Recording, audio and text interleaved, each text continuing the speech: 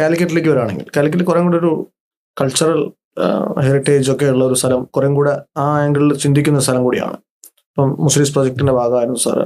കാലിക്കറ്റ് ഈ അടുത്ത് സാഹിത്യ നഗരമായിട്ട് പ്രഖ്യാപിക്കപ്പെട്ടിരുന്നു. അപ്പം അവര് എങ്ങനെയാണ് അവരുടെ നഗരത്തിനെ കൾച്ചറലി പ്രിസർവ് ചെയ്യാൻ വേണ്ടി ഡിസൈനിനെ ആശ്രയിക്കുന്നത്? ആക്ച്വലി കോഴിക്കോടിനൊരു പ്രത്യേകത, എല്ലാ സിറ്റീസിനും അതിൻ്റെതായ കൾച്ചർ ഉണ്ട്. ഈ നഗരങ്ങൾ എന്ന് പറയുന്നത് ഈ നേരത്തെ പറഞ്ഞ പോലെ അതൊരു കോൺസെൻട്രേഷൻ ഓഫ് കൾച്ചറാണ്. അപ്പൊ കേരളത്തിൽ തന്നെ നോക്കിക്കഴിഞ്ഞാൽ തിരുവനന്തപുരം നഗരത്തിന്റെ സംസ്കാരമല്ല കൊച്ചി നഗരത്തിന്റെ സംസ്കാരമല്ല കോഴിക്കോട് നഗരത്തിന്.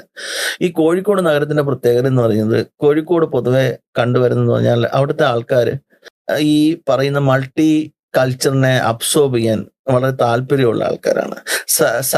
വളരെ എന്താ പറയാ, ഒരു ഹാപ്പി മോഡില് ലൈഫ് എൻജോയ് ചെയ്യുന്ന ഒരു കമ്മ്യൂണിറ്റിയാണ് കാലിക്കറ്റിൽ പ്രിഡോമിനന്റ് ആയിട്ട് നമുക്ക് കാണാൻ പറ്റുന്നത്. അതുകൊണ്ടാണല്ലോ കോഴിക്കോട് ബീച്ചുകൾ നോക്കിക്കഴിഞ്ഞാൽ രാത്രി 3 മണി വരെ അവിടെ ആൾക്കാരെ കാണാം. അവിടെ ഈ പറയുന്ന ഗസൽസും അങ്ങനെയുള്ള ഈ നോർത്ത് ഇന്ത്യൻ സംഗീതം എൻജോയ് ചെയ്യുന്ന ധാരാളം ആൾക്കാരുണ്ട്.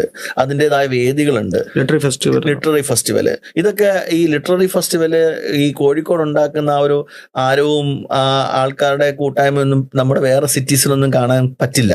അതിന്റെ റീസൺ എന്നാൽ കോഴിക്കോട് അതിൻ്റെതായ ഒരു കൾച്ചർ ഉണ്ട്.